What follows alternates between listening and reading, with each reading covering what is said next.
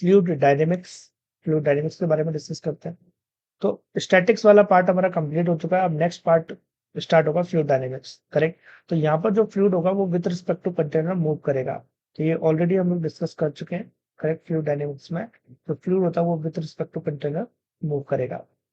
तो सबसे पहले हम लोग डिस्कस करने वाले हैं ideal fluid and ideal flow के बारे में। अगर हम आइडियल फ्लूइड की बात करें, करेक्ट, तो आइडियल फ्लूइड जो होगा वो सबसे पहले इनकम्प्रेसिबल। ये पॉइंट हमें याद रखना है कि जो आइडियल फ्लूइड होता है वो इनकम्प्रेसिबल होता है, मतलब उनकी डेंसिटी है वो चेंज नहीं रहेगी। तो उनकी rate of change of density क्या होगी, वो जीरो हो जाएगी, मतलब वो डेंसिटी चेंज नहीं करेंगे। दूसरा है नॉन विस्कस, वो नॉन विस्कस होता है, मतलब उनके बीच में फ्रिक्शन भी नहीं होगा जब फ्लूइड फ्लो कर रहा है, करेक्ट। जैसे जो इंटरनल लेयर्स होती हैं फ्लूइड के अंदर, जो पार्टिकल्स होते हैं जब वो फ्लो करते हैं तो उनके बीच में फोर्स लगता है। यही रीजन है उसकी थिकनेस का भी। कई फ्लूइड थिक होते हैं, है ना, वो इजिली फ्लो नहीं कर पाते, तो उनकी विस्कोसिटी हाई है। बट जब हम आइडियल फ्लूइड की बात करते हैं तो वहां पर जो विस्कोसिटी है वो हमें जीरो लेनी है, करेक्ट। मतलब उनके बीच में कोई भी फोर्स नहीं लग रहा है पार्टिकल के बीच में जब फ्लूइड फ्लो कर रहा है। नेक्स्ट है आइडियल फ्लो। आइडियल फ्लो की बात करें तो इसमें स्टडी एंड स्ट्रीमलाइन। तो स्टडी का मतलब क्या होता है ये अभी हम लोग डिस्कस करेंगे। ऐसा फ्लो जो with respect to time change ना हो एक पर्टिकुलर प्लेस पर, करेक्ट। और स्ट्रीमलाइन के बारे में भी डिस्कस करेंगे जिसे हम लैमिनार फ्लो बोलते हैं। तो steady flow with respect to time relate करता है, करेक्ट, डिपेंड करता है टाइम के रिस्पेक्ट में। और स्ट्रीमलाइन फ्लो को हम लैमिनार फ्लो बोलेंगे। तो दोनों वन बाय वन हम यहाँ पर डिस्कस करेंगे। Now we will discuss about the types of flow. So सबसे पहले हम लोग देखते हैं what is the steady flow. If the velocity of the fluid particle at any given point is independent of the time, then the flow is said to be the steady flow. तो इसका क्या meaning है? Let's suppose हमारे पास में एक varying cross section pipe है और इस पाइप में हम लोग एक पॉइंट ले लेते हैं, करेक्ट, P1। अब अगर कोई भी फ्लूइड फ्लो जो है वो स्टडी है तो कोई भी पार्टिकल अगर यहाँ से पास करेगा फ्लूइड का, करेक्ट, तो उसकी जो वेलोसिटी रहनी चाहिए वो सेम रहनी चाहिए, क्योंकि इसमें तो बहुत सारे पार्टिकल है फ्लूइड के अंदर। लेकिन कोई भी पार्टिकल जब P1 पॉइंट से पास करे तो उसकी वेलोसिटी सेम रहनी चाहिए। मान लो यहाँ पर एक पॉइंट है, सेकंड पॉइंट ले बोल देते हैं, तो इस पर उसकी वेलोसिटी है V1, V2 और यहाँ पर है वेलोसिटी V1 है। तो ये अलग अलग हो सकती है, मतलब डिफरेंट डिफरेंट प्लेस पर वेलोसिटी अलग अलग हो सकते हैं। लेकिन ये जो पार्टिकल है जब वो यहाँ से पास करे तो उसकी वेलोसिटी आपको V1 ही मिलनी चाहिए। अगर ऐसा है तभी हम इसको स्टडी फ्लो बोलेंगे। तो डिफरेंट डिफरेंट प्लेस पर वेलोसिटी डिफरेंट डिफरेंट हो सकती है, बट वो पार्टिकल जब उस पॉइंट से पास करे तब उसकी वेलोसिटी सेम ही रहनी चाहिए। तो जितने भी पार्टिकल यहाँ से पास करे, first second third fourth, 100, 10,000 lakhs, कोई भी पार्टिकल पास करे उसकी वेलोसिटी अगर आपको V1 ही मिल रही है then it is the steady flow, correct. उसकी वेलोसिटी सेम रहनी चाहिए, उसकी चेंज नहीं होनी चाहिए। अनस्टेडी में जस्ट इसका अपोजिट होगा। जब पार्टिकल यहाँ से पास करेंगे, करेक्ट, और पास कर रहे हो उनकी वेलोसिटी डिफरेंट डिफरेंट है, करेक्ट। P1 पॉइंट से पास किए पार्टिकल उनकी वेलोसिटी डिफरेंट डिफरेंट है, तो उसे हम लोग अनस्टेडी फ्लो बोलेंगे, करेक्ट। सो ये क्लियर हो गया हमें what is the steady flow and what is the unsteady flow. The next thing is the streamline flow. So what is the streamline flow? The flow in which the particle move parallel to each other without crossing each other path is known as the streamline flow. So इसको हम लोग streamline flow बोलेंगे, correct. अब streamline को जैसे हम कैसे समझ सकते हैं, हमारे पास में एक पाइप है, पाइप मान लो बेंड भी है तो भी चलेगा, करेक्ट, और उसमें पार्टिकल फ्लो कर रहे, तो पार्टिकल का जो पाथ रहना चाहिए वो सेम रहना चाहिए। मतलब मान लो ये पार्टिकल है, जा रहे हैं,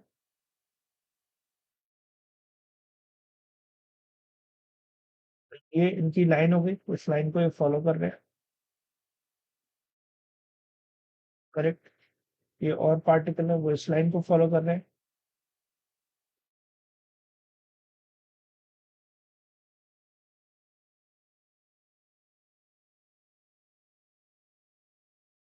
अगर स्ट्रीम लाइन फ्लो है तो ये जो लाइन है वो पार्टिकल इस लाइन को फॉलो कर रहे हैं, सबके सब एक ही लाइन में चल रहे हैं, करेक्ट। अब इस लाइन के पार्टिकल इसमें नहीं जाने चाहिए, इसके इसमें नहीं जाने चाहिए, लाइन बना के चलना चाहिए। अगर लाइन बना के चल रहे हैं तो हम उसको स्ट्रीम लाइन फ्लो बोलेंगे, correct. The flow in which the particle move parallel to each other without crossing each other path is known as the streamline flow, correct. तो ये सबके सब लाइन बना के यहाँ पर चलेंगे, ये एक दूसरे का पाथ क्रॉस नहीं करेंगे, ये एक दूसरे के पैरेलल चल रहे हैं। जैसे स्कूल में जब मॉर्निंग में प्रेयर होती है तो सभी बच्चे लाइन बना के चलते हैं क्लास के, करेक्ट। कोई बच्चा दूसरी लाइन में नहीं जाता है, तो वो क्या है, एक स्ट्रीम लाइन फ्लो है। लेकिन अगर वो एक दूसरे का पाथ क्रॉस कर रहे हैं, इस लाइन के बच्चे इसमें जा रहे हैं, इसके इसमें जा रहे हैं, तो उसे हम टर्बुलेंट फ्लो बोलेंगे। तो स्ट्रीम लाइन फ्लो में सभी आराम से पैरेलल चल रहे हैं, करेक्ट, और एक दूसरे की लाइन में एंटर नहीं करेंगे, वो क्रॉस नहीं करेंगे एक दूसरे के पाथ को। तो this is known as a streamline flow. Turbulent को हम लोग क्या बोलेंगे, irregular lateral random and chaotic movement of the fluid particle lead to the turbulent flow, correct. तो इसमें क्या होगा, पार्टिकल एक लाइन से दूसरी लाइन में जाएंगे, वो पाथ को क्रॉस करेंगे, करेक्ट। तो इस टाइप का irregular lateral और chaotic अगर हो रहा है तो उसे हम लोग टर्बुलेंट फ्लो बोलेंगे। आई होप आपको ये चीज भी क्लियर हो गई होगी। The next thing is the rotational flow. तो इसमें भी दो होता है, रोटेशनल, इरोटेशनल फ्लो, है ना। अगर जो पार्टिकल है उनकी जो एंगुलर वेलोसिटी है, let's suppose about the X axis, about the Y axis और about the Z axis, particle की एंगुलर वेलोसिटी अगर जीरो है तो उसको हम लोग इरोटेशनल फ्लो बोलेंगे, और अगर जीरो नहीं है तो उसको रोटेशनल फ्लो बोलेंगे। तो इरोटेशनल फ्लो में क्या होगा, पार्टिकल की जो एंगुलर वेलोसिटी है अबाउट द एक्स वाई और जेड एक्सिस, वो आपको जीरो देखने को मिलेगी, और अगर जीरो नहीं है तो वो रोटेशनल फ्लो होगा। Now the next thing is the equation of the continuity. The equation of the continuity expresses the law of conservation of mass in the fluid dynamics. तो जो हमारी इक्वेशन ऑफ कंटिन्यूटी है वो based है law of conservation of mass पर। मतलब जितना मास यहाँ से एंटर करेगा पर यूनिट टाइम, उतना ही मास पर यूनिट टाइम यहाँ से एग्जिट भी करेगा। मास ना तो यहाँ पर क्रिएट तो होगा नहीं, है ना, डिस्ट्रॉय करेगा, मास कंजर्व्ड है। तो जितना मास एंटर कर रहा है पर यूनिट टाइम में, उतना ही मास एग्जिट भी करेगा। तो हम लोग यहाँ पर लिख सकते हैं m1 dash equal to m2 dash, correct. अब मास को हम लिख सकते हैं रो वन, इधर का क्रॉस सेक्शन एरिया a1 है, वेलोसिटी v1 है, करेक्ट। तो रो a1 v1 लिख सकते हैं m1 डैश को। ये मास फ्लो रेट है, इसकी यूनिट होगी kg पर सेकेंड। ये ओनली मास नहीं है, मास फ्लो रेट है, यूनिट है kg पर सेकेंड। सो मास फ्लो रेट को हम रो वन a1 v1 लिख सकते हैं, और m2 डैश को हम लिख सकते हैं रो टू a2 v2, करेक्ट। अब मान लो फ्लूइड हमारा इनकम्प्रेसिबल है, करेक्ट। अगर फ्लूइड हमारा इनकम्प्रेसिबल है, तो अगर इनकम्प्रेसिबल है तो हम उसे क्या लिख सकते हैं, उसकी जो डेंसिटी है, इनकम्प्रेसिबल है तो जो उसकी डेंसिटी होगी वो सेम रहेगी। मतलब rho one equal to rho two मिलेगा अगर फ्लूइड हमारा इनकम्प्रेसिबल है तो rho one equal to rho two मिलेगा। अब अगर इनकम्प्रेसिबल है तो रो वन रो टू है, तो इसको आप इसको कैंसिल आउट कर सकते हो। अगर आप कैंसिल आउट कर दोगे then you will get a1 v1 equal to a2 v2, correct, ये आपको मिल जाएगी। तो अगर फ्लूइड इनकम्प्रेसिबल है तो डेंसिटी सेम होगी, तो आप इस इक्वेशन को यूज करोगे। अगर इनकम्प्रेसिबल नहीं है then you will use this equation rho one A one B one equal to rho two A two V two. जैसे गैस फ्लो कर रही है पाइप में से, उस केस में आपको वेलोसिटी फाइंड आउट करनी है, तो डेफिनेटली गैस जो होगी वो कंप्रेसिबल होगी, करेक्ट।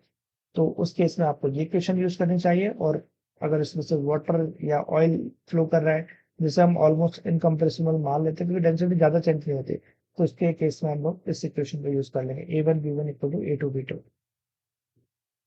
नेक्स्ट डिस्कस करते हैं the cylindrical tube of the spray pump has a radius r, one end of which has n fine holes, each of radius r. If the speed of the liquid in the tube is v, the speed of the ejection of the liquid through the holes is what?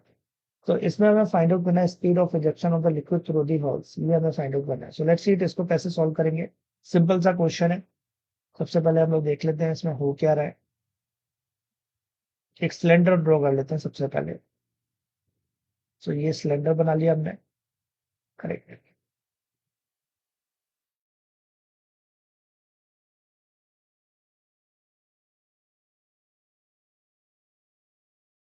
अब क्या हो रहा है, यहाँ पर एक छोटे छोटे हॉल है, एन नंबर ऑफ होल्स हैं इसमें एक एंड पर,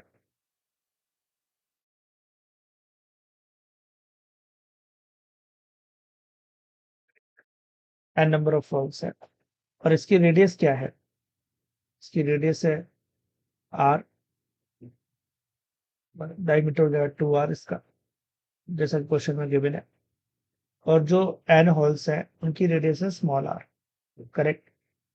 अब यहाँ पर a cylindrical tube of spray pump radius r, one end which has n fine holes, each of the radius r, the speed of the liquid in the tube is v। तो यहाँ से जो fluid enter कर रहा है उसकी speed है v, the speed of the injection of the liquid through the holes is what. तो ये जो छोटे छोटे होल है इनमें से जो फ्लूइड आउट होगा वो वेलोसिटी आपको फाइंड आउट करनी है, और उसे मैं बोल देता हूँ v डैश। तो आपको v डैश फाइंड आउट करना है। तो यहाँ पर अगर वाटर है तो इनकम्प्रेसिबल फ्लूइड से लिया जा सकता है, तो हम लिख सकते हैं a1 v1 equal to a2 v2। अब a2 v2 आपने लिखा है तो ये क्या है, ये एक हॉल में से जो फ्लो कर रहा है उसकी क्वांटिटी है, बट यहाँ पर n हॉल से तो आपको n से मल्टीप्लाई करना पड़ेगा, तो आपको टोटल फ्लो रेट मिल जाएगा यहाँ पर। तो a1 v1 equal to a2 v2 into n लिख सकते हैं यहाँ पर।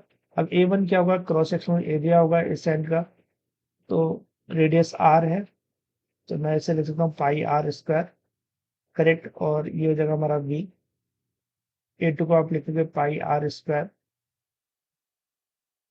और यहाँ पर जो वेलोसिटी है वो है v dash into F.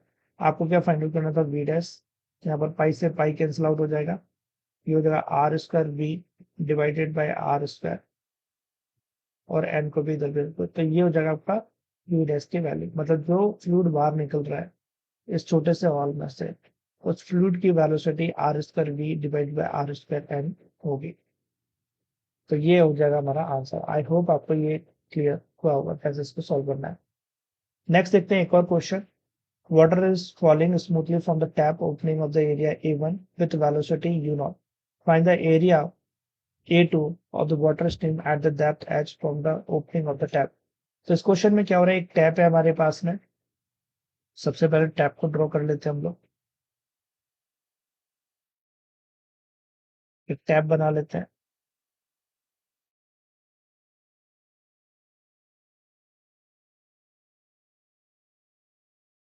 Correct. एक टैप बना लेते हैं यहाँ पर, ये टैप हो गया।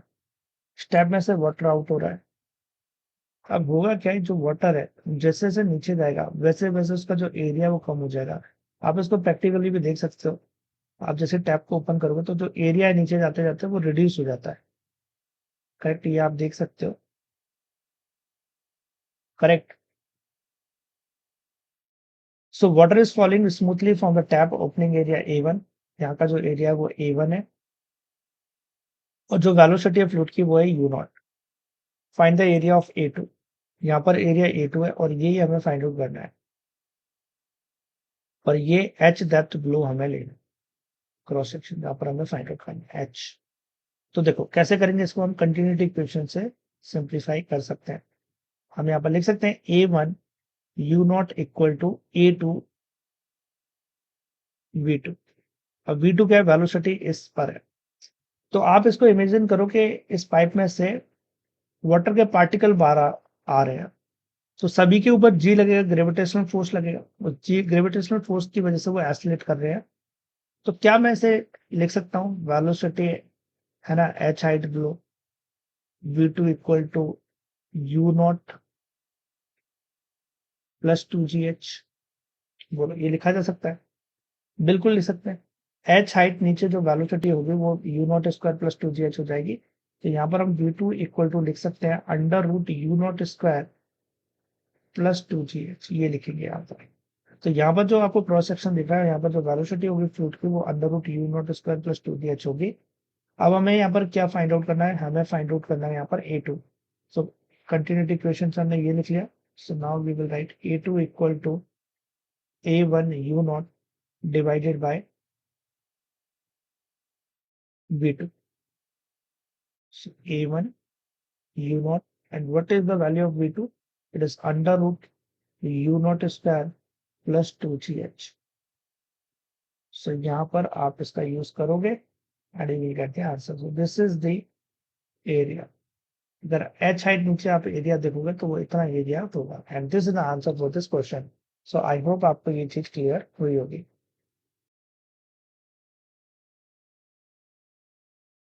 Now we will discuss about the Bernoulli principal.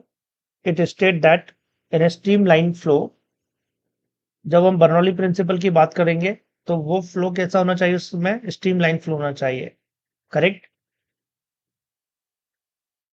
So it states that in the streamline flow, the sum of energies corresponding to pressure energy, correct, kinetic energy and potential energy, इन तीनों energy का जो summation रहेगा वो constant ही रहेगा। तो Bernoulli principal में हमने तीन एनर्जी को कंसिडर किया है, pressure energy, kinetic energy and potential energy को, और ये लॉ ऑफ एनर्जी कंजर्वेशन पर बेस्ड है। करेक्ट। अगर मैं एनर्जी बैलेंस करूंगा between this point and this point, correct, ये पॉइंट नंबर 1 हो गया और ये पॉइंट नंबर 2 हो गया। ये कोई पाइप है जिसमें से फ्लूइड फ्लो कर रहा है, करेक्ट, और ये जो फ्लूइड है वो स्ट्रीमलाइन फ्लो है यहाँ पर। तो यहाँ पर अगर मैं ऐड करूं P plus rho G H plus half rho B square, जो P है वो प्रेशर एनर्जी के साथ में लिंक्ड है, P यहाँ पर प्रेशर है, rho G H potential energy के साथ में लिंक्ड है और half rho B square kinetic energy के साथ में लिंक्ड है। तीनों का समेशन कांस्टेंट ही रहेगा। अब यहाँ पर ये जो एंड वन है इस पाइप का, उसकी हाइट h1 है ग्राउंड से, ये आपको फिगर में ग्राउंड दिखाई दे रहा है, करेक्ट। तो ग्राउंड से इसकी हाइट h1 है और जो सेकंड वाला एंड है उसकी हाइट है h2। यहाँ पर वेलोसिटी v1 है, यहाँ पर क्रॉस सेक्शन एरिया a1 है, यहाँ पर वेलोसिटी v2 है, यहाँ पर एरिया a2 है। तो ये है हमारी बर्नौली प्रिंसिपल, करेक्ट। अब इसको अगर मैं प्रेशर हेड मतलब हेड के फॉर्म में लिखना चाहूँ, एनर्जी हेड के फॉर्म में, तो प्रेशर हेड होता है हमारा P बाय रो जी, प्रेशर हेड काइनेटिक हेड होता है v square by 2g and potential head होता है H इक्वल टू कांस्टेंट। तो आप इसे हेड के फॉर्म में भी याद रख सकते हो। तो summation of pressure head, kinetic head and potential head will remain constant, correct. So आगे बढ़ते हैं, नेक्स्ट देखते हैं। A wind with a speed 40 meter per second blows parallel to the roof of a house.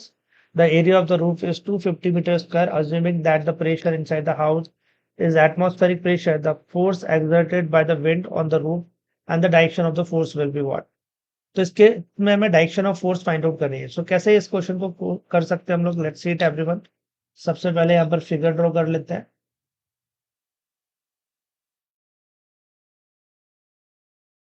तो let's suppose ये हो गई हमारी रूफ।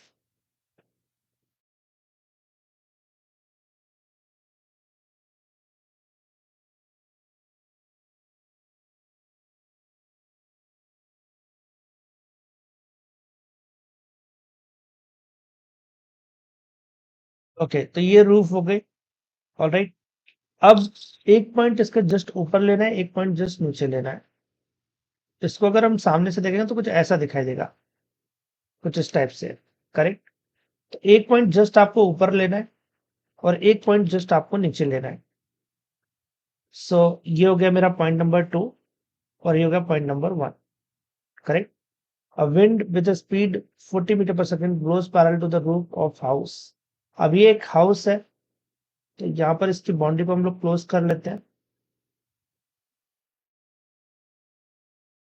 तो ये बाउंड्रीज हो गई हाउस की, ऑलराइट।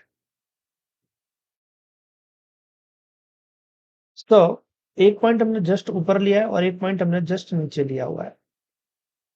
ये काम हमने यहाँ पर किया है, एक जस्ट ऊपर और एक जस्ट नीचे। तो ये इस टाइप की कुछ कंडीशन बनेगी यहाँ पर।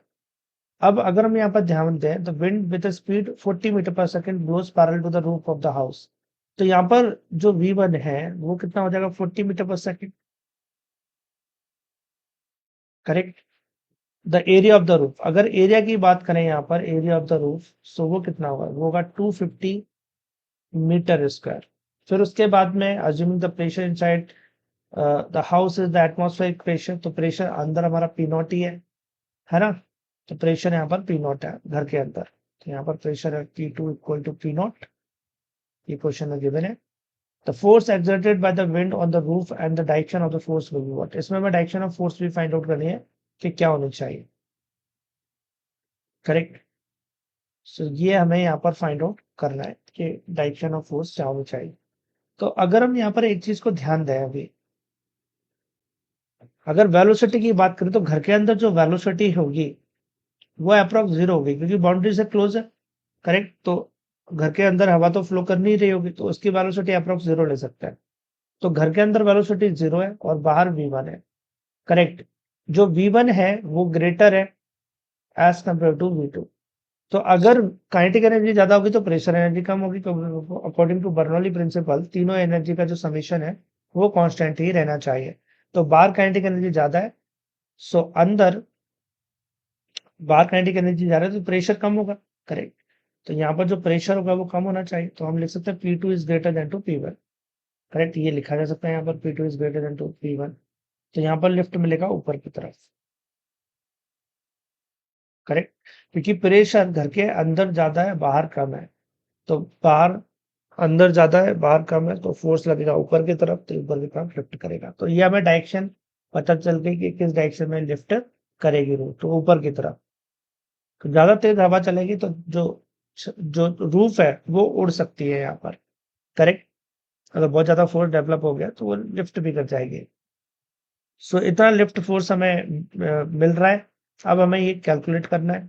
सो कैसे करेंगे, इसमें हम बर्नौली प्रिंसिपल अप्लाई कर सकते हैं। तो करते हैं बर्नौली प्रिंसिपल अप्लाई। इस डायग्राम को हम लोग नेक्स्ट पेज पर ले लेते हैं।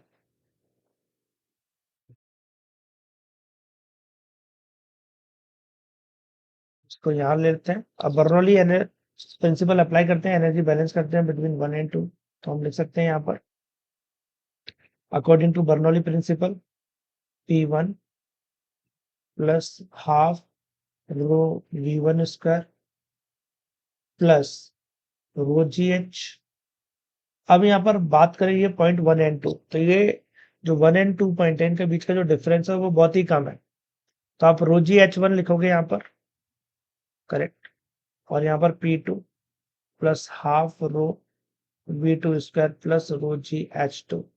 तो यहाँ पर H1 और H2 अप्रॉक्स इक्वल ही है। आप देख सकते हो यहाँ पर एक बहुत ही, एक जस्ट ऊपर एक जस्ट नीचे, तो H1 approx equal to H2 होगा। तो इससे ये कैंसिल आउट हो जाएगा। करेक्ट।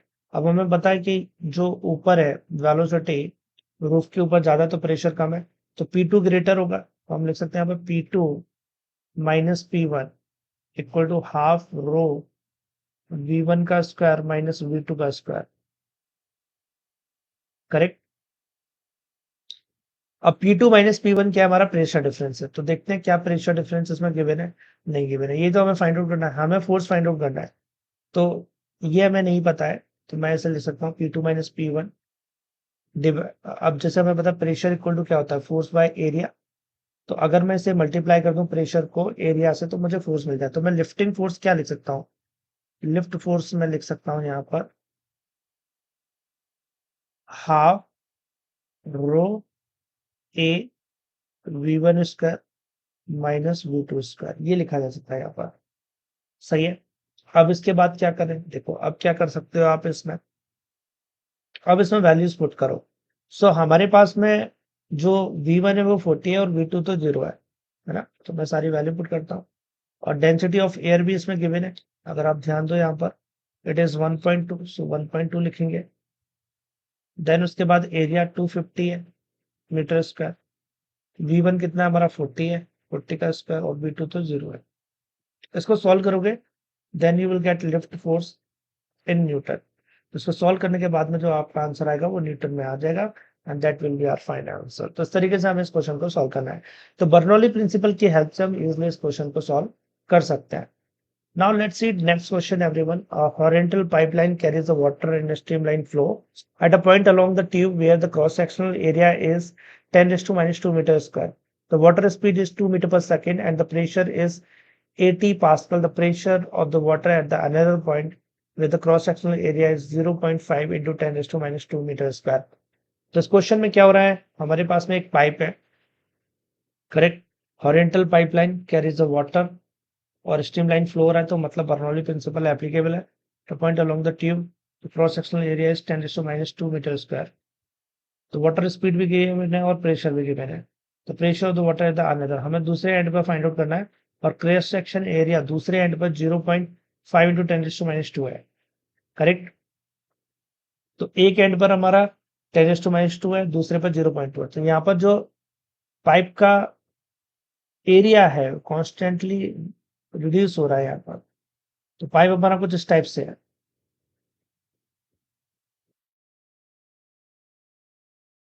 करेक्ट, ये हमारा पाइप होगा।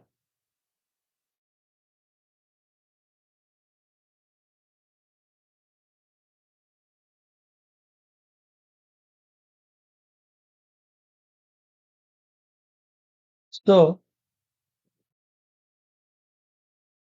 ये हॉरिजॉन्टल लाइन हो गई। अब ये एक क्रॉस सेक्शन हो गया और ये दूसरा क्रॉस सेक्शन हो गया। अब आपको एरिया तो गिवन ही है दोनों साइड के, है ना? एरिया तो गिवन ही है आपको। तो ये A1 होगा, यहाँ पर A2 होगा। तो आप क्या कर सकते हो, यहाँ पर और यहाँ पर एनर्जी को बैलेंस कर सकते हो, और H1 इक्वल टू H2 ले लोगे आप, है ना? क्योंकि हॉरिजॉन्टल है पाइप यहाँ पर। ठीक है, अब आप इसमें बर्नौली प्रिंसिपल अप्लाई करोगे and then you will get the answer. आपके पास में यहाँ पर P1 भी है, आपके पास में V1 भी है, करेक्ट, और आपके पास में एरिया है, तो आप V2 फाइंड आउट कर सकते हो अकॉर्डिंग टू कंटिन्यूटी इक्वेशन। तो आप यहाँ पर A1 V1 equal to A2 V2 apply करोगे तो आपको V2 मिल जाएगा, है ना? तो आपको V2 मिल जाएगा, और आप बर्नौली प्रिंसिपल अप्लाई करोगे तो उसके अकॉर्डिंग आप लिख सकते हो P1 plus half rho V1 square P2, और H1 से H2 तो कैंसिल आउट हो जाएगा, रो जी H1 रो जी H2। तो इसको लिखने की आपको जरूरत नहीं है, बस इसमें वैल्यूज पुट करोगे and you will get the P2। आपको P2 फाइंड आउट करना है। इस तरीके से आप इस क्वेश्चन को सॉल्व कर सकते हो। तो इसमें आपको कंटिन्यूटी इक्वेशन यूज करनी है एंड बर्नौली प्रिंसिपल, दोनों यूज करोगे and you will get the answer. अब एक और क्वेश्चन सॉल्व करते हैं। Let's see next question everyone. A chiffon drops water from the reservoir and discharge it out at the atmospheric pressure. Assuming ideal flow and the reservoir is large, the velocity at point P in a siphon tube is what? तो इसमें हमें find out करना है the velocity at the point P in the chiffon tube. ये जो point P है यहाँ पर हमें वेलोसिटी फाइंड आउट करनी है कि क्या होगी, करेक्ट। सो इस क्वेश्चन को हम कैसे सॉल्व करेंगे? देखो कैसे सॉल्व कर सकते हैं, हमें वेलोसिटी फाइंड आउट करनी है। तो मैं एक काम करता हूँ, मैं दो पॉइंट, क्योंकि अगर मैं इसमें बर्नौली प्रिंसिपल अप्लाई कर रहा हूँ तो एनर्जी मुझे कंजर्व करनी पड़ेगी बिटवीन टू पॉइंट्स। तो मैं एक पॉइंट यहाँ पर ले रहा हूँ सरफेस पर, और दूसरा पॉइंट मैं यहाँ पर ले लेता हूँ, करेक्ट। इन दो पॉइंट के बीच में मैं एनर्जी को बैलेंस करूंगा। अब उसके बाद में ये रेफरेंस लाइन हो गई हमारी,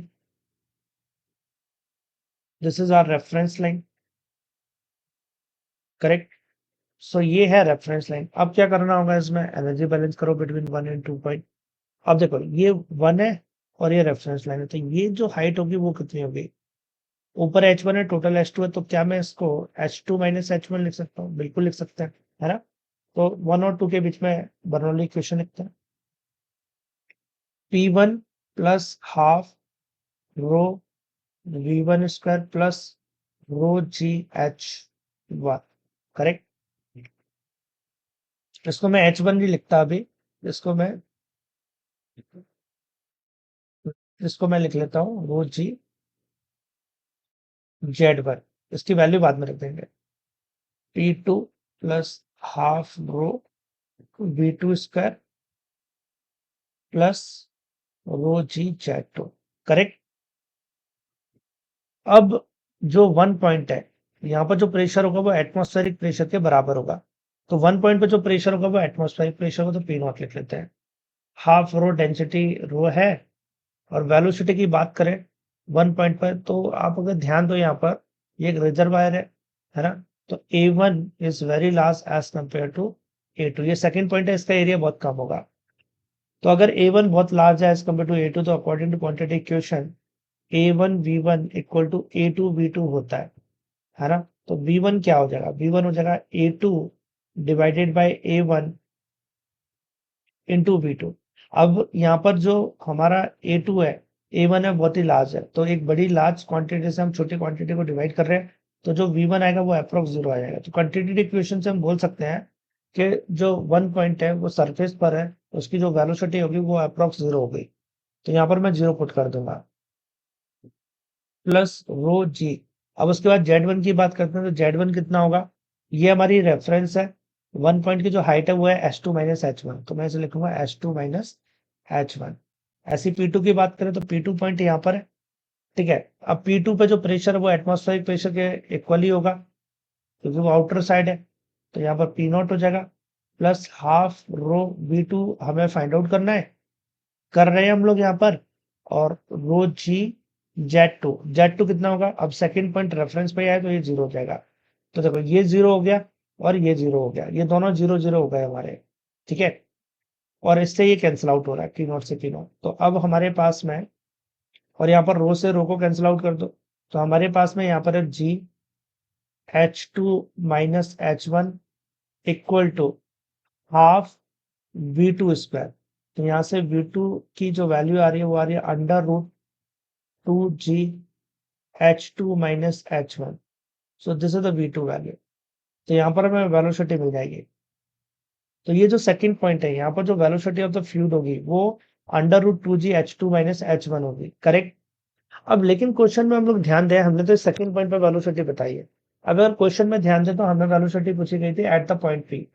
इस पॉइंट पर हमें वेलोसिटी पूछी गई है, तो इस पॉइंट पर वेलोसिटी हमें बतानी है।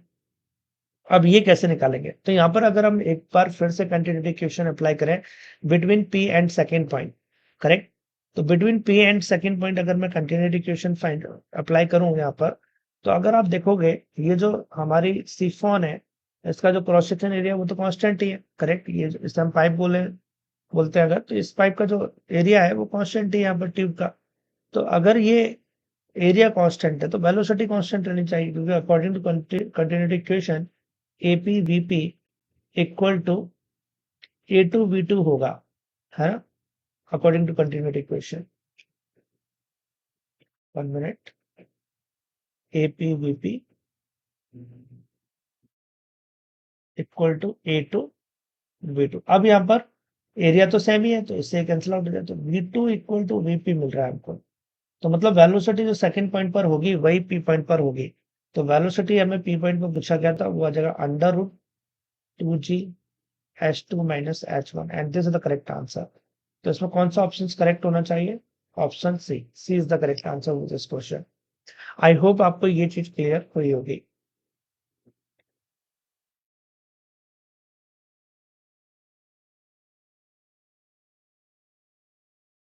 Let's see this question.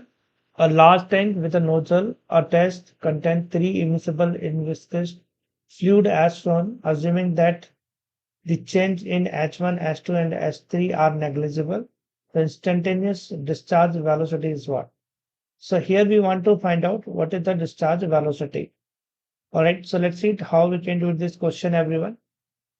इस क्वेश्चन में 3 इमिसिबल लिक्विड है हमारे पास में, करेक्ट। हमें वेलोसिटी फाइंड आउट करनी है, तो फ्लूइड बाहर आ रहा होगा और फ्लूइड की वेलोसिटी क्या होगी, दिस इज द क्वेश्चन। तो फ्लूइड की वेलोसिटी हमें फाइंड आउट करनी है जो बाहर आ रहा है, करेक्ट। तो ये हो गई हमारी रेफरेंस लाइन, इसको हम रेफरेंस लाइन ले लेंगे। अब यहाँ पर हम 2 पॉइंट्स लेंगे, यहाँ पर हम बर्नौली प्रिंसिपल अप्लाई करेंगे, करेक्ट। तो 2 पॉइंट हम लोग ले सकते हैं, point number 1 and point number 2, correct. 1 और 2 के बीच में हम एनर्जी बैलेंस करते हैं, तो बर्नौली इक्वेशन अप्लाई करेंगे, करेक्ट। तो अगर मैं 1 पर लिखूं तो मैं क्या लिख सकता हूं, मैं लिख सकता हूं according to the Bernoulli principle. अब इसको 1 और 2 नहीं लेते, क्योंकि 1 2 हम लोग रो 1 रो 2 रो 3 के लिए यूज कर चुके हैं। मैं इसको एक काम करता हूं, इसको मैं एक्स एंड वाई पॉइंट बोल देता हूं, करेक्ट। तो pressure at the X point हो जाएगा P X, let suppose, correct, plus half rho X and V X square plus, correct, H X equal to P Y. Pressure at the Y point is P Y, and यहाँ पर जो होगी हमारी kinetic energy उसे लिख सकते हैं half rho Y, correct, V Y square plus H Y, ये लिखा जा सकता है, correct. So what is the pressure at the X point, यहाँ पर जो एक्स पॉइंट पर प्रेशर होगा वो होगा P naught plus rho 1 G H1 plus ρ2 GH2 plus ρ3 GH3, correct. So X point है, उसमें प्रेशर कितना हुआ, atmospheric pressure plus pressure due to ρ1 density fluid, ρ2 density fluid and ρ3 density fluid. तो ये जगह P0 plus ρ1 GH1 plus ρ2 GH2 plus ρ3 GH3। तो ये हो गया प्रेशर। अब यहाँ पर एक्स पॉइंट तो वेलोसिटी लिखते हैं। तो यहाँ पर आप देखोगे जहां पर एक्स पॉइंट प्रेजेंट है वहां पर क्रॉस सेक्शन एरिया लार्ज है, तो वेलोसिटी स्मॉल होगी, मतलब अप्रोक्स 0 लिख सकते हैं। तो यहाँ पर जो वेलोसिटी होगी वो हम लिखेंगे 0। एक्स पॉइंट हमारा रेफरेंस लाइन पर ही आया हुआ है, तो ये हो जाएगा 0, करेक्ट। अब वाई पॉइंट की बात करते हैं। So pressure at the Y point, ये एटमॉस्फेयर में, तो यहाँ पर प्रेशर P0 होगा, करेक्ट, प्लस हाफ यहाँ पर जो फ्लूइड बाहर आ रहा है उसकी डेंसिटी ρ3 होगी, correct, and V Y square. H Y कितना होगा यहाँ पर 0, ये भी रेफरेंस पॉइंट पर है। P0 से P0 को आप कैंसिल आउट कर सकते हो। आपको क्या फाइंड आउट करना है, वी वाई स्क्वायर, तो बस आ गया आंसर। सो यहाँ पर वी वाई स्क्वायर को लिखा जा सकता है, correct, 2 ρ1 GH1 plus ρ2 GH2 plus ρ3 GH3 divided by ρ3, correct, divided by ρ3। तो यहाँ से वी वाई इक्वल टू कितना मिल जाएगा हमें, इसमें से आप जी भी कॉमन ले सकते हो, लेना चाहो तो ये हो जाएगा हमारा 2G ρ1H1 plus ρ2H2 plus ρ3H3 divided by ρ3। तो ये हो जाएगा, और ये वी बाई स्क्वायर है, तो वी बाई करने के लिए अंडर रूट भी लगा देंगे। तो ये हमारा फाइनल आंसर होगा इस क्वेश्चन का। जो वेलोसिटी होगी यहाँ पर वो होगी under root 2G ρ1H1 plus ρ2H2 plus ρ3H3 divided by ρ3, and this is the final answer for this question. So I hope आपको ये भी क्लियर हुआ होगा। Now we will discuss about the velocity of the air flux. तो इसमें क्या करना है, हमें एक कंटेनर लेना है, करेक्ट। सो एक कंटेनर ले लेते हैं, ये कंटेनर हो गया, और इसके बॉटम पर एक छोटा सा हॉल बना देना है। इस छोटे से हॉल को ऑरिफिस बोला जाता है, करेक्ट। तो ये जो ऑरिफिस है, इसमें से जो वाटर बाहर आएगा, ये किसी फ्लूइड से फिल्ड है, तो इसमें जो फ्लूइड बाहर आएगा उसकी वेलोसिटी हमें फाइंड आउट करेंगे, वेलोसिटी क्या होगी। तो वेलोसिटी हमें फाइंड आउट करनी है, जिसे हम वेलोसिटी ऑफ एयर फ्लक्स के नाम से भी जानते हैं। तो इसके लिए हम लोग क्या करेंगे, सबसे पहले दो पॉइंट ले लेते हैं, जिन दो पॉइंट के बीच में हम एनर्जी को बैलेंस करेंगे with the help of Bernoulli principle. तो एक पॉइंट मैं सरफेस पे लेता हूँ और सेकंड पॉइंट मैं ले लेता हूँ जस्ट आउटसाइड, करेक्ट। तो बर्नौली प्रिंसिपल अप्लाई करता हूँ बिटवीन 1 एंड 2। तो यहाँ पर लिखूंगा P1 plus half rho V1 square plus, correct, उसके बाद में रो जी। और अगर मैं यहाँ पर बात करूं, ये रेफरेंस लाइन हो गई जो कि सेकंड पॉइंट से पास कर रही है, तो ये रेफरेंस लाइन है, इसके रिस्पेक्ट में हम पोटेंशियल एनर्जी कैलकुलेट करेंगे, करेक्ट। और ये जो हाइट है फ्लूइड की वो है h। तो 1 पॉइंट कितनी हाइट पर आया रेफरेंस है h पर, तो मैं इसे लिखूंगा rho G H equal to pressure at the second point P2 plus half rho V2 square plus rho G. और अब यहाँ पर हाइट देखो इसकी सेकंड पॉइंट की रेफरेंस पर, ये तो 0 हो जाएगी, तो ये टर्म हो जाएगा हमारा 0 यहाँ पर। अब P1 और P2 की बात करें तो दोनों ही एटमॉस्फेयर में, P1 पर जो प्रेशर होगा वो एटमॉस्फेरिक प्रेशर के बराबर होगा। तो यहाँ पर मैं प्रेशर लिख सकता हूँ P1 equal to P2 equal to P0। तो इससे ही P1 और P2 भी कैंसिल आउट हो जाएंगे, ठीक है। अब यहाँ पर आपको एक चीज दिखाई दे रही है, रो। तो इस रो से, इस रो से और इस रो से सबको एक दूसरे को कैंसिल आउट करते हो, सारे रो कैंसिल आउट हो जाएंगे। अब हमारे पास में बचा हुआ है हाफ V1 स्क्वायर, और यहाँ पर है प्लस GH, और यहाँ पर है हमारे पास में हाफ V2 स्क्वायर, करेक्ट, ये है। अब हमें फाइंड आउट क्या करना है, हमें फाइंड आउट करना है V2। V2 वो वेलोसिटी है जो इस ऑरिफिस से बाहर आ रही है फ्लूइड, उसकी वेलोसिटी, ठीक है। तो करते हैं, एक काम करते हैं। अब मैं V1 की वेलोसिटी कैसे निकालूंगा, सो अगर मैं V1 की वेलोसिटी निकालना चाहता हूँ तो मैं क्वांटिटी इक्वेशन अप्लाई करूंगा बिटवीन 1 एंड 2। तो जो 1 है वहां पर एरिया है कैपिटल ए और वेलोसिटी है V1, है ना, और ऑरिफिस का एरिया है स्मॉल ए और वेलोसिटी है V2।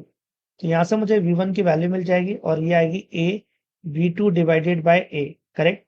इस वैल्यू को उठा के मैं इक्वेशन नंबर 1 में रखूंगा। ये हो गई इक्वेशन 1 और ये इक्वेशन 2। तो इसको रखते हैं तो हमें क्या मिलेगा, half, correct, A square divided by capital A square and V2 square plus GH equal to V2 square by 2।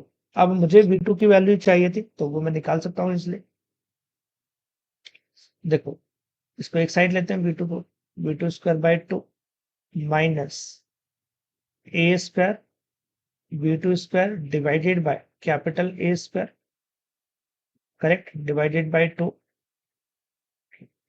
And उसके बाद में इक्वल टू GH। अब 2 को कॉमन लो, इसे यहाँ भेजो और V स्क्वायर को V स्क्वायर बाय 2 को कॉमन लेते हैं और 2 को उधर भेज देते हैं। तो ये हो जाएगा V2 का square, correct, 1 minus A square divided by capital A square और 2 को हम उधर भेज देते हैं, 2GH हो जाएगा। तो यहाँ से V2 स्क्वायर हो जाएगा हमारे पास में 2GH divided by 1 minus A square by capital A square, ये आपको मिलेगा, करेक्ट। अब इसके बाद में क्या करना है, हमें V2 फाइंड आउट करना है। सो V2 कितना आएगा, करेक्ट, तो वो देख लेते हैं V2 कितना आएगा। अंडर रूट ही लगा रहा है बस, बाकी तो सब आ ही चुका है। तो आप यहाँ पर अंडर रूट पुट कर दो, सही है V2 की वैल्यू। तो आई होप आपको ये चीज क्लियर हुई होगी।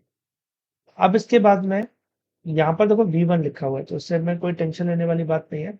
इन्होंने ये जो वेलोसिटी है इसको पॉइंट नंबर 1 मान लिया तो ये V1 हो जाएगा, ठीक है। हमने उसे 2 मान लिया, इन्होंने 1 माना, इसलिए V1 equal to 2GH 1 minus A by capital A square है। अब इसमें एक कंडीशन और काम करेगी। कंडीशन क्या है, जैसे कि कंडीशन क्या है यहाँ पर, जो ए है वो बहुत ही लार्ज है as compare to the area of the orifice, और हमारे पास में क्या आया result, under root 2GH 1 minus A square by A square. अगर आप सोचो ए बहुत बड़ा होगा, यहाँ पर ही अगर ए बहुत बड़ा है तो ये जो ए स्क्वायर बाई ए स्क्वायर का रेशियो वो बहुत छोटा हो जाएगा। तो अगर वो बहुत छोटा हो जाएगा तो इस वजह से जो वेलोसिटी होगी वो आएगी अंडर रूट 2GH, करेक्ट। तो अगर मैं ये कंडीशन अप्लाई करूं यहाँ पर कि a is very large as compared to the small a, so the velocity हमारी होगी अंडर रूट 2GH। तो आई होप आपको ये चीज क्लियर हो गई होगी। इसे हम लोग वेलोसिटी ऑफ एफ्लक्स के नाम से भी जानते हैं। तो इन्होंने इसको 1 पॉइंट ले रखा है इसलिए V1 इक्वल टू ये आया। इसको मैं रिमूव कर देता हूँ, नहीं तो आप कंफ्यूज हो जाओगे, तो हम रिमूव भी कर देते हैं। ऑलराइट, सो ये हमारी वेलोसिटी ऑफ एफ्लक्स हो जाएगी। सो अगर कंडीशन दी हुई है तो आप अंडर रूट 2GH कर लोगे। अगर ऐसा कुछ दिया है कि a is very large as compare to a, correct, अगर ऐसा दिया हुआ है तो आप ले लोगे अंडर रूट 2GH। नहीं दिया है तो आप फर्स्ट वाला फॉर्मूला यूज कर लोगे। सो आई होप आपको ये चीज क्लियर हो गई होगी। अब आगे बढ़ते हैं, नेक्स्ट देखते हैं। नेक्स्ट है हमारा Torricelli theorem. So what is the Torricelli theorems, क्या बोलती है Torricelli theorem, state that the speed of the flow of the fluid from the orifice is equal to the speed that it would attain if falling freely for a distance equal to the height of the free surface of the fluid above the orifice, correct. तो इसको हम लोग इस तरीके से समझ सकते हैं, टोरिचेल्ली यहाँ पर साइंटिस्ट का नाम है, जैसे कि अभी अभी हमने बात की थी। इसी फिगर को यहाँ पर ले लेते हैं, करेक्ट। अब मान लो यहाँ पर जो फ्री सरफेस पर पार्टिकल है और एक पार्टिकल को हम बाहर से गिराते हैं, करेक्ट, एक ही सिंगल पार्टिकल आप ले रहे हो, इसे गिरा रहे हो, तो इनिशियल वेलोसिटी तो इसकी 0 हो जाएगी। बट जब ये एच हाइट जितना नीचे आएगा तो इसकी वेलोसिटी क्या लिखोगे आप, इसकी वेलोसिटी लिखोगे v equal to under root 2GH, correct. Kinematics use कर सकते, एक सिंगल पार्टिकल है, उसे यहाँ से ड्रॉप किया जाएगा एच हाइट से, तो जब वो यहाँ पर पहुंचे तो उसकी वेलोसिटी क्या होगी, अंडर रूट 2GH होगी। और यही रिजल्ट हमें यहाँ से भी मिला था, under root 2GH, correct. So Torricelli theorem state that the speed of the flow of the fluid from the orifice is equal to the speed that it would attain if falling freely from the distance equal to the height of the free surface, correct।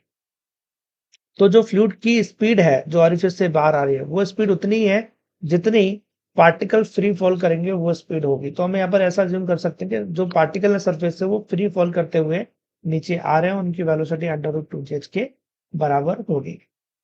I hope आपको ये चीज clear हुई होगी। तो अब हम लोग एक क्वेश्चन डिस्कस करेंगे। At what height H above the bottom of the vessel should a hole be made so that the water stream coming out of the hole strike the horizontal plane at a greater distance R max. तो इस question में हमें ये बताना है कि हमें कहां पर हॉल करना चाहिए, करेक्ट, एक वेसल पर, कि उसमें से जो फ्लूइड आए वो मैक्सिमम हाइट पर, मैक्सिमम रेंज पर जाके गिरे, correct. So at what height h above the bottom of the vessel should a hole be made so that the water stream coming out of the hole strike the horizontal plane at a greater distance r max, correct. तो ये हमें find out करना है कि जो range मिले fluid की वो मैक्सिमम हो तो होल कहां पर किया जाए। सो लेट्स सी इट, इसको कैसे करेंगे हम लोग। सबसे पहले एक कंटेनर ले लेते हैं। ये हो गया कंटेनर,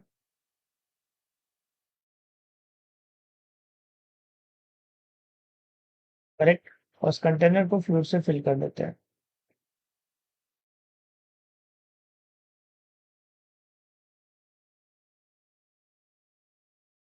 अब इस कंटेनर में एक होल बनाते हैं यहाँ पर, और इसमें से फ्लूइड बाहर आ रहा है। अब हमें रेंज जो चाहिए वो मैक्सिमम चाहिए। हम चाहते हैं जो रेंज हो वो मैक्सिमम हो, आर की वैल्यू मैक्सिमम हो। तो ये जो हाइट है वो कितनी होनी चाहिए, करेक्ट। ये जो हाइट है एच, ये कितना होना चाहिए कि रेंज हमें मैक्सिमम मिले। कहां पर इस हॉल को बनाना चाहिए। और लेट्स सपोज जो फ्लूइड है उसकी जो टोटल हाइट है from the bottom of the vessel वो है कैपिटल एच।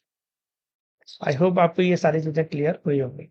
और ये इसकी फ्री सरफेस लिक्विड की। सो हमें रेंज मैक्सिमम चाहिए, सो लोकेशन ऑफ फॉल कहाँ होना चाहिए। अब इसको कैसे करेंगे। देखो रेंज इक्वल टू हम लोग क्या लिख सकते हैं।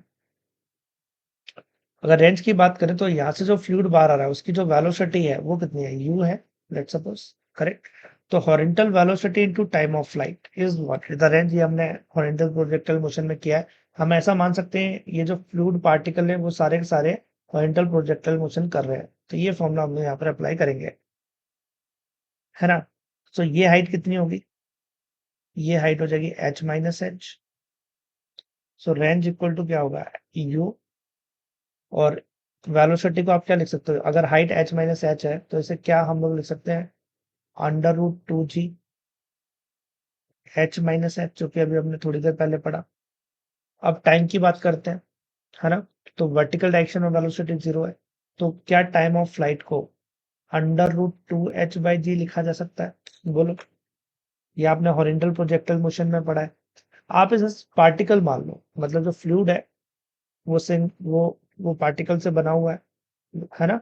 तो आप मान लो कि इसमें से पार्टिकल बाहर निकल रहे हैं वाटर के, तो उन्हें कितना टाइम लगेगा बॉटम पे पहुंचने में। अगर हाइट एच रहेगी तो हॉरिजॉन्टल डायरेक्शन में यू वेलोसिटी, तो √2h/g, ये हमने काइनेमेटिक्स में पढ़ा है।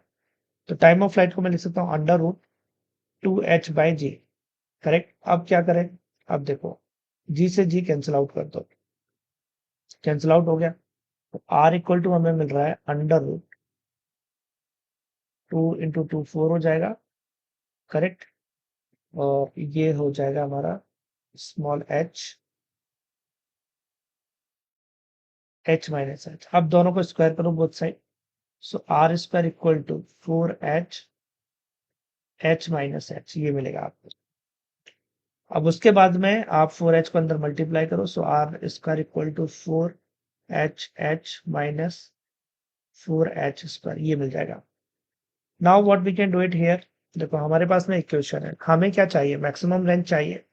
सो लोकेशन ऑफ हाइट क्या होनी चाहिए। सो क्या मैं यहाँ पर मैक्सिमम मिनिमम का कॉन्सेप्ट अप्लाई कर सकता हूँ, है ना। सो मैक्सिमा का अगर मैं कॉन्सेप्ट अप्लाई कर रहा हूँ, है ना, तो जो dr/dh का रेशियो है वो हम क्या लिख सकते हैं, इक्वल टू 0, करेक्ट।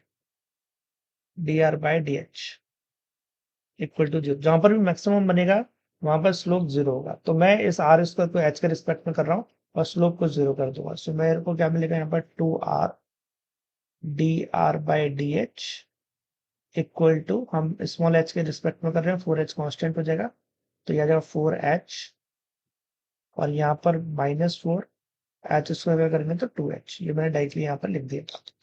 अब उसके बाद dr बाई डी एच 0 होना चाहिए तो इसका 0 कर देते हैं। So in the next step हमें क्या मिल रहा है यहाँ पर, देखो 0 equal to 4h minus 8h, correct. So यहाँ पर h इक्वल टू कितना हो जाएगा हमारे पास में, it is h by 2, correct. So location of fall कहाँ होना चाहिए, वो होना चाहिए h बाई 2 पर, बॉटम से। अब टोटल हाइट h है तो बॉटम से देखो या टॉप पे देखो, तो अगर हॉल को सेंटर में बनाया जाए तो रेंज मैक्सिमम मिलेगी, करेक्ट। सो हॉल को कहाँ बनाना चाहिए, सेंटर में बनाना चाहिए। अगर सेंटर में बनाओगे तो जो रेंज है वो हमें मैक्सिमम मिलेगी, और वो मैक्सिमम रेंज कितनी होगी वो भी देख लेते हैं, करेक्ट। वो भी हम लोग कैलकुलेट कर लेते हैं। सो नेक्स्ट हम लोग फाइंड आउट करेंगे मैक्सिमम रेंज। एक न्यू केस लेते हैं, maximum range, correct. So R max निकालना चाहते हैं हम लोग। हमें लोकेशन ऑफ फॉल तो पता चल ही गया है, हमारे पास इक्वेशन है रेंज की, under root 4h h minus H, correct. So R max equal to लिखा जा सकता है, लोकेशन ऑफ कितना होना चाहिए, h equal to h by 2 for the maximum range, ये हमें पता चल चुका है। सो अब इसमें वैल्यू पुट करते हैं। सो देखो 4 स्मॉल h की कैपिटल H बाई 2, अब ये h माइनस एच बाई 2 करेंगे तो ये भी h बाई 2 हो जाएगा, तो h बाई 2 4 h स्क्वायर आ रहा है, तो आर मैक्स इक्वल टू क्या मिलेगा, h मिलेगा। तो अगर आप सेंटर पर होल्ड करते हो तो रेंज मैक्सिमम मिलेगी, और ये जो रेंज होगी वो हाइट ऑफ फ्लूइड के बराबर होगी। तो ये रिजल्ट आपको पता होने चाहिए। अब एक क्वेश्चन देखते हैं इसी रिजल्ट पर बेसिस, इसको नोट डाउन कर लो।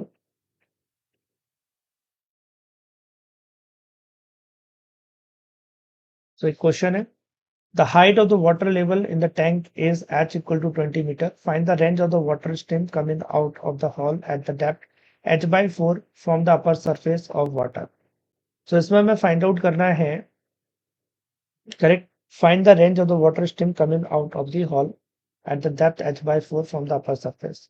तो रेंज हमें फाइंड आउट करना है, तो इस क्वेश्चन को सॉल्व करते हैं। सबसे पहले हम कंटेनर ड्रॉ करते हैं।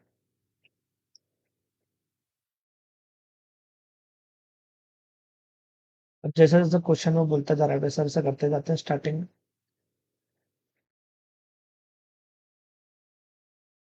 इसमें फ्लूइड फ्लो कर लेते हैं, फिल्ड कर लेते हैं।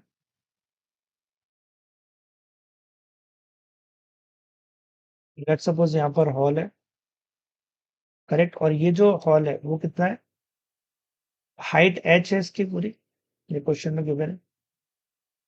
और जो हॉल बनाया है वो कहाँ पर बनाया गया, h बाई 4 पर, h बाई 4 डेप्थ पर, करेक्ट। तो इस यहाँ पर जो हॉल बना रहे हैं वो h बाई 4 पर है, ये हाइट हो जाएगी h बाई 4, करेक्ट। और यहाँ से फ्लूइड बाहर आ रहा है, हमें इसकी रेंज फाइंड आउट करनी है। बोलो ये चीज क्लियर हो रही है सभी को। अब इसके बाद क्या करें, देखो रेंज का फॉर्मूला लिखो। रेंज का फॉर्मूला अभी अभी हमने पढ़ा है, क्या पढ़ा था हमने रेंज का formula, under root 4h h minus H, correct, इसी का यूज करेंगे।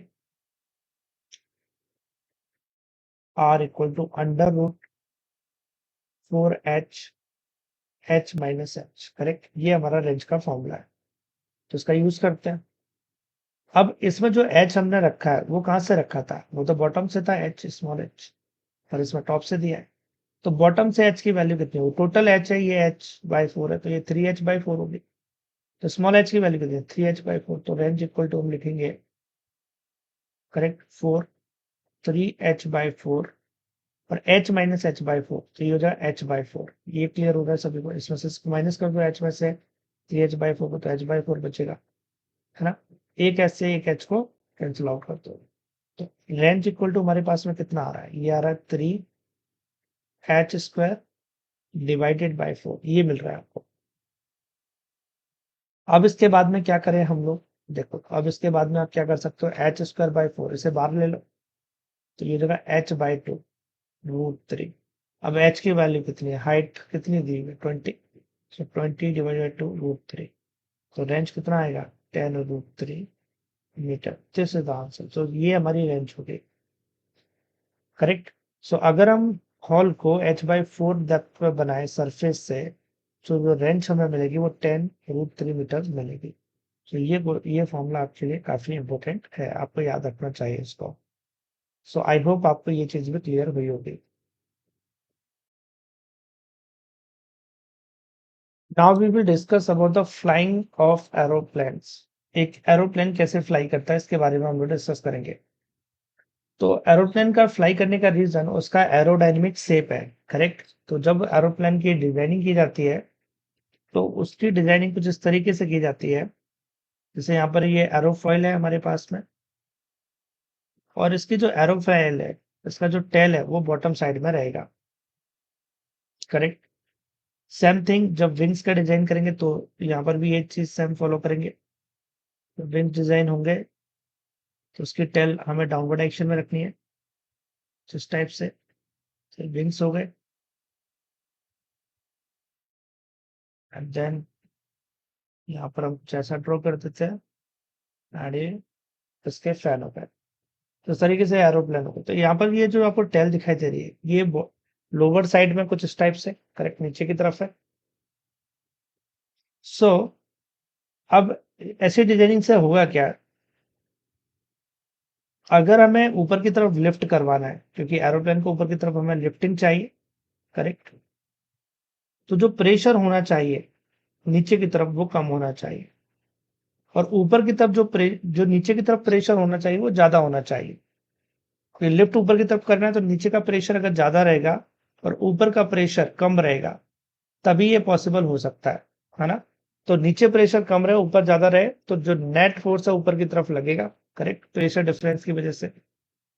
और प्रेशर ज्यादा रखने के लिए जो वेलोसिटी होनी चाहिए वो कम होनी चाहिए, तो नीचे वेलोसिटी कम होनी चाहिए और ऊपर वेलोसिटी ज्यादा होनी चाहिए। तो इसको इस तरीके से डिजाइन करेंगे कि ऊपर की तरफ तो वेलोसिटी ज्यादा हो ताकि प्रेशर कम हो, और नीचे वेलोसिटी कम हो ताकि प्रेशर ज्यादा हो। और ये रिलेशन हम लोग बर्नौली इक्वेशन से फाइंड आउट कर सकते हैं, करेक्ट, क्योंकि अकॉर्डिंग टू बर्नौली प्रिंसिपल जो काइनेटिक प्रेशर और पोटेंशियल होता है वो कांस्टेंट रहेगा। तो जो पोटेंशियल है वो तो अप्रोक्स सेम ही रहेगी, क्योंकि ज्यादा हाइट का डिफरेंस नहीं है यहाँ पर, है ना। जो चेंज हो रही है वो क्या हो रही है, काइनेटिक एंड वेलोसिटी। अगर काइनेटिक कम हुई है तो प्रेशर बढ़ जाएगी, और प्रेशर बढ़ी है तो काइनेटिक कम हो जाएगी। अब वेलोसिटी नीचे कम रहे इसके लिए जो एरिया रहना चाहिए नीचे की तरफ वो ज्यादा होना चाहिए, और ऊपर की तरफ जो एरिया होना चाहिए वो कम होना चाहिए।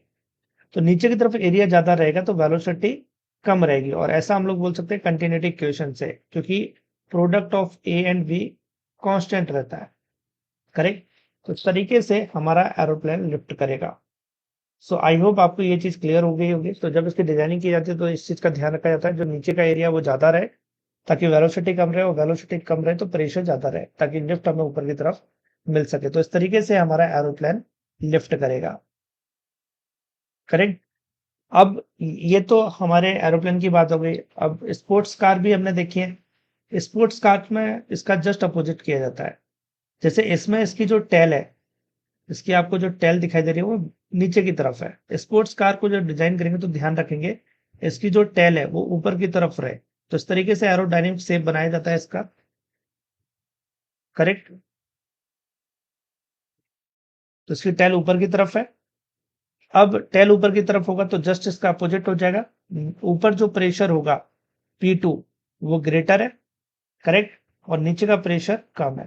तो जो फोर्स लगेगा वो नीचे की तरफ लगेगा डाउनवर्ड डायरेक्शन में। तो इससे जो हमारी कार है उसकी ग्रिप बनी रहेगी, रोड के साथ में। अदरवाइज क्या होगा, अगर लिफ्ट ऊपर करने लग जाए तो बहुत ज्यादा वेलोसिटी से जब कार मूव करेगी, वेलोसिटी बहुत हाई होगी उसकी कार की, तो फिर क्या होगा, तो वो हवा में लिफ्ट कर जाएगी। तो इसका शेप इस तरीके से बनाया जाता है कि नीचे जो फोर्स है डाउनवर्ड डायरेक्शन में वो ग्रेटर है, downward force should be greater, ताकि जो फ्रिक्शन फोर्स है वो ज्यादा हो और वो इजिली रोटेट कर सके, क्योंकि डाउनवर्ड फोर्स ज्यादा होगा तो नॉर्मल फोर्स ज्यादा होगा, और हमें पता है फ्रिक्शन फोर्स भी नॉर्मल फोर्स पर डिपेंड करता है। करेक्ट। फ्रिक्शन फोर्स क्या होता है, म्यू इंटू एन, और ये जो नॉर्मल फोर्स है वो इसकी वजह से मिलेगा, प्रेशर डिफरेंस की वजह से। करेक्ट। तो इस तरीके से हमारी स्पोर्ट्स कार को डिजाइन किया जाता है।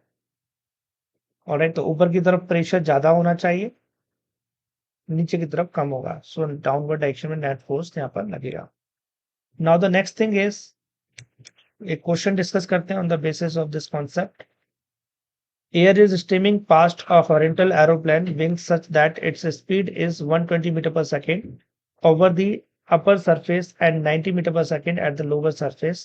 If the density of the air is 1.3 kg per meter cube and the wing is 10 meter long and has an average width 2 meter, calculate the gross lift in the wing. तो इसमें हमें find out करना है कि gross lift कितना होगा।